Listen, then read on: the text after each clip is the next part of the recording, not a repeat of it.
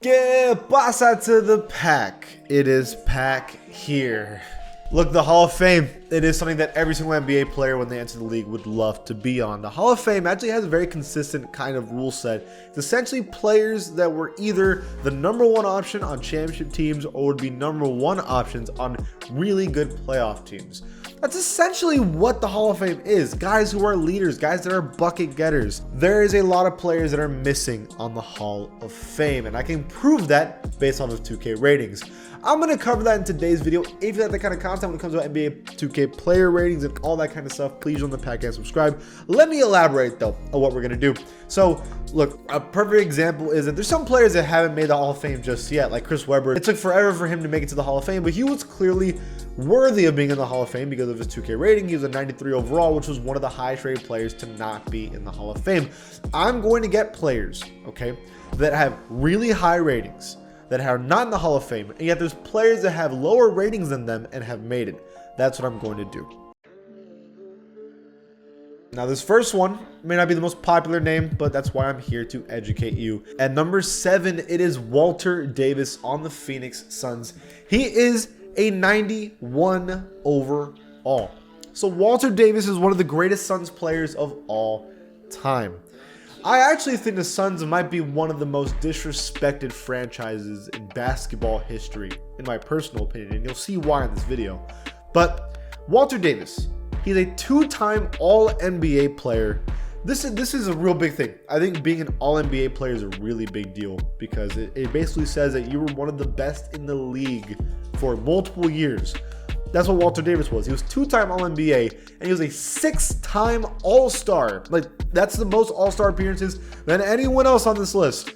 He was popular. He was All-NBA. He was a perennial 20-point per game scorer for almost his entire career, right? And on top of it all, he did lead the Suns to multiple conference finals appearances. If that is not a Hall of Famer, I don't know what is. It's not just that he was on a team that went to conference finals, but he led the teams to conference finals appearances. Like, how can you not have Walter Davis on this Hall of Fame nomination? Like, it just doesn't make sense. The guy was so good. You can see here stats, multiple years being a very, very great NBA player. Was very efficient for a shooting guard, like absurdly efficient for a shooting guard.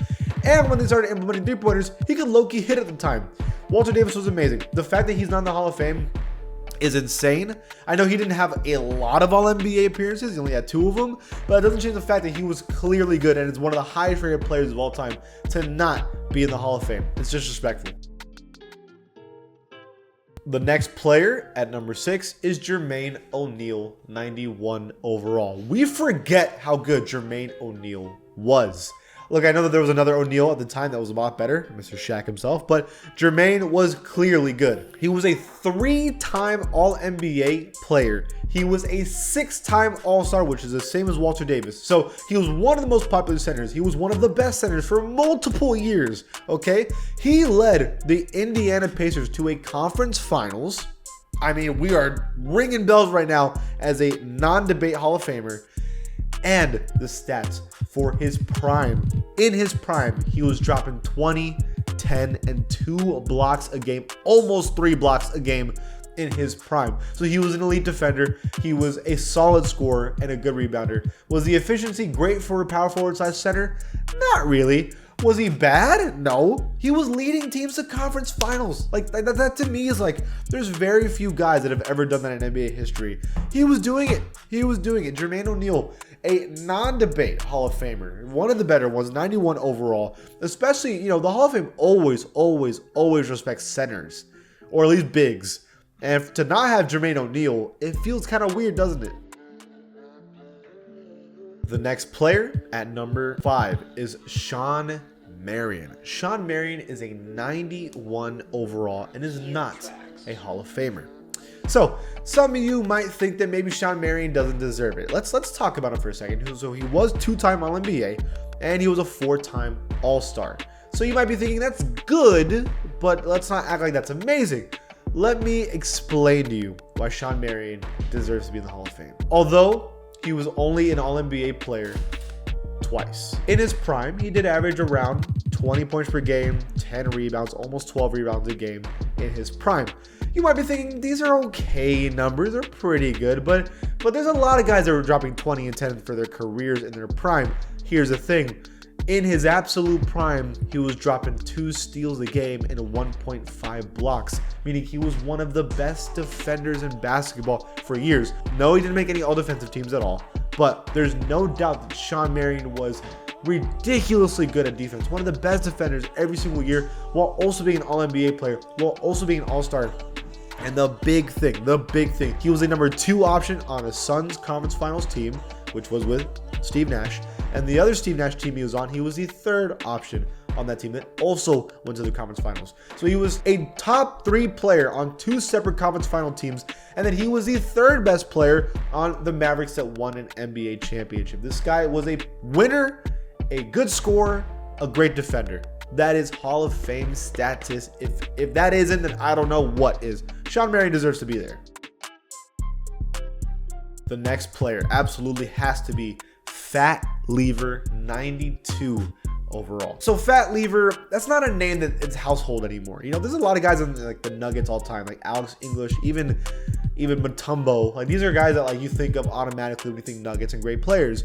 You don't really think of Fat Lever. Well, let me explain to you. So first of all, for his career, Fat Lever was always the number 2 to Alex English, and everyone knows who Alex English is because he was putting up 30 points per game for years. But Fat Lever was also amazing. Look, he was a 92 overall. He was all NBA. He was all defensive. He was a 2-time All-Star. That's not screaming amazing player to you. I understand. Look, he was a number 2 option for Alex English that did go to a conference finals. So he was never the number 1 option. But look at this man's stats. For his prime, he was dropping 19 points per game, 8 rebounds and 8 assists for most of his career on 2.5 steals a game. So imagine back then Russell Westbrook, but could play really good defense. That's an MVP caliber player. Fat Lever was amazing. Was he putting up 30 points a game? No, he wasn't. But that's because Alex English was already doing that. If Alex English wasn't on this team, Fat Lever would have absolutely averaged around like 25. And if I tell you this dude was averaging 25, 8 and 8, now we're talking about a Hall of Famer, aren't we? Fat Lever was great. I know he's not a household name. I know he was back in the 80s when no one really cared, but he was amazing. He deserves to be a Hall of Famer. This one might surprise you. I think you're going to be shocked that he's not a Hall of Famer. At number 3, Mark Price, 92 overall.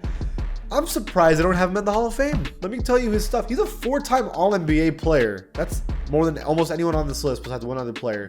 He's a 4-time All-Star. He was popular. In his prime, in his absolute prime for most of his years, he was dropping 17 points per game. He was dropping 9 assists on 1.5 steals for most of the years. And the biggest thing, he was doing it on 50, 40, 90 splits for most of his career. This dude was averaging 50, 40, 90 on 17 points and 9 assists. That's tough. That's crazy. There was a reason he was a 4-time All-NBA player, and he was the best player on the Cavaliers that he led to a conference finals. And the only team they lost to was the Chicago Bulls in 6 games. He took Michael Jordan to 6 games. No one talks about that, do they? Mark Price was different. No. Did he ever win a championship? No. Was his team flashy? Was he flashy? No. But he's a Hall of Famer. This man is a Hall of Famer for sure. If other players are Hall of Famers, he has to be one. Somehow, believe it or not, we're going to go back to the Suns again. Another player that's not in the Hall of Fame, Amar Stoudemire, 92 overall. Look, I know a lot of you were like, huh? Amari is not an All-Famer. That's crazy. Dude was a 6-time All-Star and a 5-time All-NBA member, more than some people who are in the Hall of Fame for. He was Rookie of the Year in his prime, in his absolute prime for most of those years. He was dropping 22 points per game, 9 rebounds, and 1.5 blocks in those years. Amar Stoudemire was an insane lob threat. He was destroying NBA teams when Steve Nash was feeding this man. And then he went to the Knicks and still did well before he got injured. Look, Amar Stoudemire was a household name. He went to multiple conference finals as the number 2 option. I don't know what more you could ask of a man to be in the Hall of Fame. I mean, did he make an NBA finals? No, he didn't. But like, he probably should have. He was in one of the best offensives of all time. There's a big reason because he was so dominant offensively. I don't know, man. If he's not a Hall of Famer, then I don't know who is. And this final one that might be a little controversial, but let's talk about it. At number 1, Gilbert Arenas, 93 overall. So I want to help you understand something quickly. Gilbert Arenas, there's one thing you need to remember. He only had 8 healthy seasons in the NBA before he got really injured and really bad. So he had 8 years in the basketball, in the NBA, okay? In those 8 seasons, he was 3 times All-NBA and a 3-time All-Star. So for almost half of his good years, he was an All-NBA player. In those 8 seasons, he averaged 26 points per game, 6 assists on 1.8 steals a game. He was putting up video game numbers for years. Now I know he's a meme for locker room presence, right? I understand that. And yes, you know, he was a controversial player, and yes, he had a short career, but in that short career, he did amazing. The biggest thing that's not going to put him in the Hall of Fame is that he never got out of the first round except for once in his career. But that career was only 8 seasons long, and he never really had good teams. So to be fair to him, although he never made it out of the first round except for 1 year, he also almost always had bad teams and somehow always made the playoffs. You got to give him that. But okay, those are the best players that have not made the Hall of Fame. Do you agree with this list? Leave it in the comments below, and if you like this channel, please give it a sub. I'll see you guys next time.